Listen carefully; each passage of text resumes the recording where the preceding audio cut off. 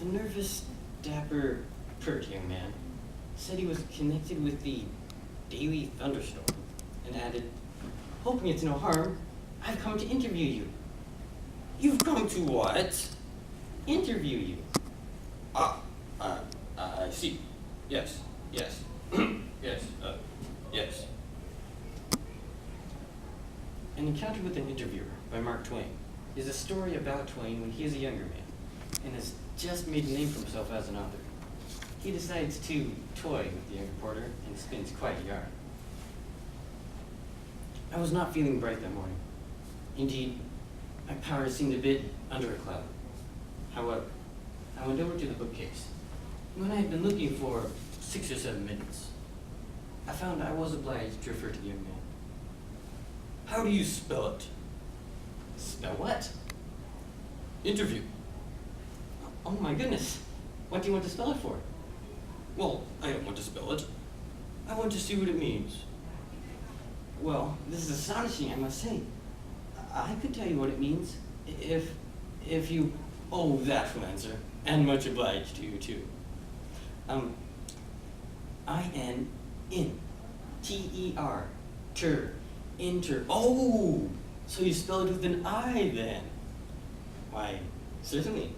Oh, that is what took me so long. Why, my dear sir, what did you propose to spell it with? Well, I hardly know. I had the unabridged, and I was ciphering around in the back end, hoping to retrieve her among the pictures. But it's a very old edition. My friend, they wouldn't have a picture of it, even in the latest... My dear sir, I beg your pardon. I mean no harm in the world, but you do not seem quite as intelligent as I'd expected you would. No harm. I mean no harm at all. Oh, don't mention it. It has often been said, and by people who would not flatter, and could have no inducement to flatter, that I am quite remarkable in that way. Yes, yes, they always speak of it with rapture. I can easily imagine it. But about this interview, you know it is the custom now to interview any man who has become notorious. Indeed, I have not heard of it before. It must be very interesting. What do you do it with? Well, this is disheartening. It ought to be done with a club in some cases, but customarily, it consists of the interviewer asking questions and the interviewed answering them. It's all the rage now. Will you let me ask you certain questions calculated to bring out the salient points in both your public and private history? Oh, with pleasure, with pleasure. I have a very bad memory, but I hope you will not mind it. That is to say, it is an irregular memory, singularly irregular. At times it will go in a gallop, and then again, it will be as much as a fortnight passing a given point. This is a great grief to me. Oh, it is no matter.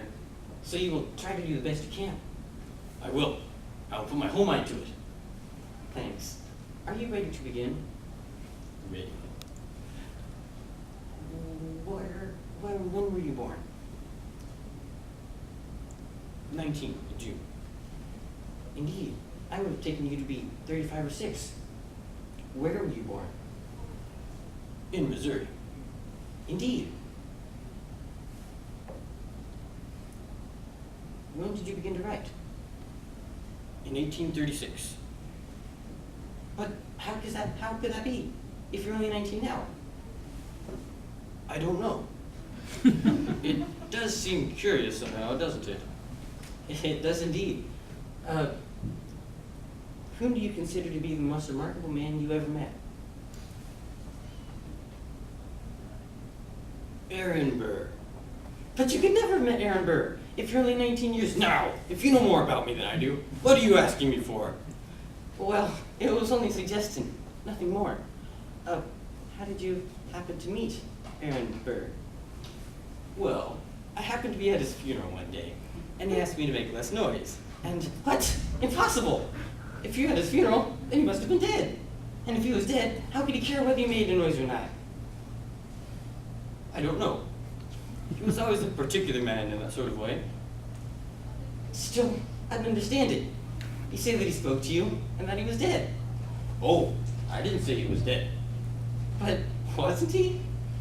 Well, some said he was, some said he wasn't. But what do you think? Oh, it wasn't any of my business. It was none of my funeral. Did you? However, we could never get this matter straight. Let me ask you about something else. What was the exact date of your birth? Monday, October 31st, 1693. What? Impossible! That would make you 180 years old. How do you account for that? Well, I don't account for it at all. Still, at first you say you're 19, and now you make yourself out to be 180. It's an awful discrepancy. Why, have you noticed that? Many a time it had seemed to me a discrepancy, but I couldn't make up my mind about it. How quick you notice a thing. Thank you for the compliment, as far as it goes. Had you, or have you, any brothers or sisters? I think so. Yes. But I don't remember. Well, that is the most extraordinary statement I have ever heard. Why, what makes you say that? How could I think otherwise? Why, look here. Who is this a picture of on the wall? Isn't that a brother of yours? Oh, yes, yes, yes. Now that you remind me of it, that was a brother of mine. That's William. Bill, we call him. Poor old Bill. Why, is he dead then? Well, I suppose so. We never could tell. There was a great mystery about it. Well, that is sad, very sad. He disappeared then. Well, yes, in a sort of general way. We buried him. Buried him? Buried him without knowing whether he was dead or not? Oh, no, not that. He was dead enough. Well, I confess I can't understand this. If you buried him and you knew he was dead, No, we only thought he was. Ah, so he came back to life then. I bet he didn't. Still, I don't understand it at all. Somebody was dead and somebody was buried. Now, where's the mystery in all this? Ah, that's just it. That's it exactly. You see, we were twins, defunct and I, and we got mixed up in the bathtub when we were 2 weeks old, and one of us was drowned. But we didn't know which. Some say it was Bill, some say it was me. But what do you think? Goodness knows. I would give whole worlds to know. This solemn, awful mystery has cast a gloom over my entire life. But I will tell you a secret now, which I have not revealed to any creature before. One of us had a peculiar birthmark, a large mole on the back of his left hand. That child was me. That one was the one that drowned. Well, I don't see how there's any mystery to it at all then. You don't? Well, I do. Anyhow, I don't see how they could ever have been such a blundering lot as to go and bury the wrong child. Well, I believe I have got enough material for the present, and I am very obliged for the pains you have taken. Still, I was a good deal interested on that piece about Aaron Burr's funeral. Would you mind telling me what particular circumstance it was that made you think he was such a remarkable man? Oh, it was a mere trifle. Not one man in 50 would have noticed it.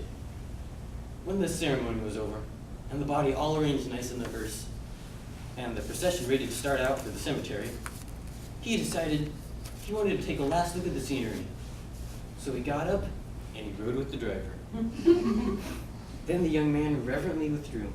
He was pleasant company, and I was very sorry to see him go.